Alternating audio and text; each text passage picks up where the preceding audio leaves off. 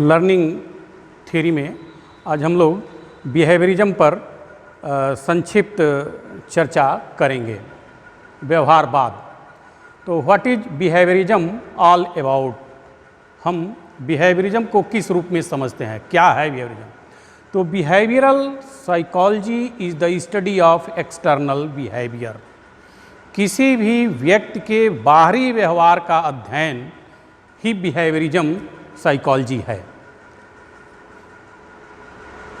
आंतरिक भाव का भी अध्ययन किया जाता है, वो भी एक महत्वपूर्ण फैक्ट है।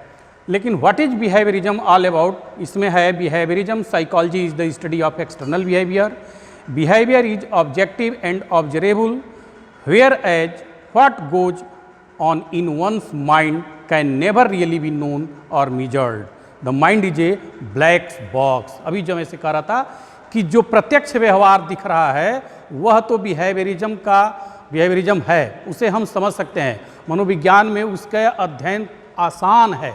लेकिन जो ये मस्तिष्क है जिसे हम देख नहीं सकते, उसका अस्तित्व तो हम केवल एक्शन के रूप में ही महसूस कर सकते हैं, उसके बारे में ये कहा जा रहा है कि the mind is a black box.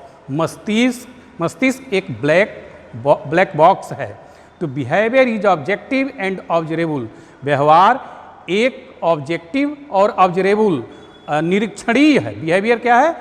एक उद्देश्यपूर्ण और निरीक्षणीय व्यवहार है। Whereas what goes on in one's mind, जो किसी एक व्यक्ति के मस्तिष्क में क्या चल रहा है या क्या हो सकता है या क्या मापा जा सकता है। तो behaviour is the response of an organism to stimuli. दूसरे शब्दों में ये हम कह सकते हैं कि बिहेवियर किसी स्टिमुलस के प्रति रिस्पॉन्स है, किसी उत्तेजक के प्रति अनुक्रिया है।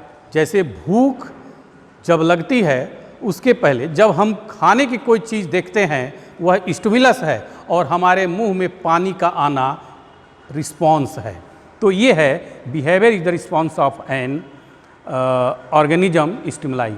इसके संदर्भ में सबसे पहली थ्योरी बिहेवियरिज्म की पावलोव ने 1927 में दी थी। यह एक रशियन साइकोलॉजिस्ट थे जिन्होंने क्लासिकल कंडीशनिंग थ्योरी को खोजा था और इन्होंने एक कुत्ते पर प्रयोग किया था। बेसिकली यह एक जूलॉजिस्ट थे, एक चिकित्सक थे, और इसी क्रम में उन्होंने एक देखा कि देखिए आपके सामने एक चित्र उन्होंने प्रदर्शित करने का प्रयास किया है। I don't know about you but that bell's starting to put me off my food. इसको मैं आगे आपको बता रहा हूँ कि उन्होंने एक प्रयोग किया। एक कुत्ते के ग्रॉस नली में जहाँ से लार निकलता है वहाँ पर ऑपरेशन करके एक नली लगा दी जिससे लार निकलता हो। फिर कुत्ते के आगे भोजन मांस का टुकड़ा रखा गया और ज्यों ही मांस का टुकड़ा उसके सामने आया उसके मुंह में लार आ गया और उस लार को उन्होंने मापा। फिर ऐसे ही उन्होंने इस क्रिया को कई बार दोहराई। देखते देखते ये हुआ, कुछ दिनों बाद उन्होंने उसके खाने के साथ घंटी भी बजाई। फिर ऐसे ही करते करते खाना रखा साथ में घंटी बजाया, खाना रखा साथ में घंटी बजाया और देखते रहे कि लार उसके मुंह से स्रावित हो जा रहा है। और एक दिन उन्होंने क्या किया कि केवल घंटी बजाई और कुत्ते में रिस्पांस हो गया जबकि खाना नहीं आया था। कुत्ते ने कान खड़ा कर लिया और उसके सलाइवा ग्लैंड से लार जो है निकल करके उतनी ही मात्रा में बाहर आया। तो एक तरीके से स्टिमुलस के सामने न होने पर भी घंटी के साथ कुत्ते की कंडीशनिंग हो गई। इसी थ्योरी को उन्होंने विकसित करने का प्रयास किया और इसी संदर्भ में इसी कंडीशनिंग थ्योरी के आधार पर वाटसन नाम के मनोवैज्ञानिक ने ये कहा कि आप हमें बहुत सारे बच्चे, जितने बच्चे आप चाहें, कुछ भी बच्चे, हालांकि उन्होंने लिखा give me a dozen healthy infants, स्वस्थ 1 दर्जन बच्चे दे दीजिए। तो उन्होंने कहा कि नवजात शिशु को मुझे आप दे दीजिए, स्वस्थ शिशु को, और आप जो कहिए, जिस प्रकार का स्पेशलिस्ट व्यक्ति कहिए वो मैं बना दूंगा। ये वाटसन का इस बिहेवियरिज्म थ्योरी के ऊपर इतना विश्वास था, उन्होंने बिहेवियरिज्म थ्योरी पर काम किया था। Give me a dozen healthy infants well formed and my own special world to bring them up in and I shall guaranteed, मैं आपको गारंटी दूंगा, to take any one of random and train him to any type of specialist.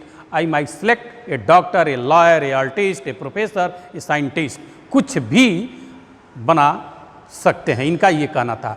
हालांकि इनके विपरीत भी theory है कि बहुत सारी शक्तियाँ जन्मजात होती हैं, उन जन्मजात शक्तियों के आधार पर हम जिसको जो चाहें वह नहीं बना सकते, लेकिन इसकी चर्चा हम आगे की कक्षा में करेंगे। तो क्लासिकल कंडीशनिंग क्या है? Explain some learning of involuntary emotional and psychological responses. Dog drooling when it smells food and later when it hears a bell, जिसकी चर्चा मैं कर चुका हूँ, वहीं उसका ये पीपीटी है। It's important for us as teacher to understand since school is often the cause. हम लोग जब शिक्षा के क्षेत्र में, उन्होंने कुत्ते पर प्रयोग किया, जब हम इसको शिक्षा के क्षेत्र में इस पर चर्चा करना चाहें उस संदर्भ में ये वाक्य है, इस पर आप ध्यान दे सकते हैं। It's important for us as teachers to understand since school is often the cause of unintentional learning through classical conditioning, especially anxiety। तो अनकंडीशनल लर्निंग भी क्लासिकल कंडीशनिंग से भी लर्निंग हो जाती है। Test anxiety consider us to have general school anxiety. सामान्य रूप से कक्षाओं में एंजाइटी जो हम नहीं चाहते हैं उसकी कंडीशनिंग हो जाती है और कुछ एंजाइटी डेवलप हो जाती है। Thank you.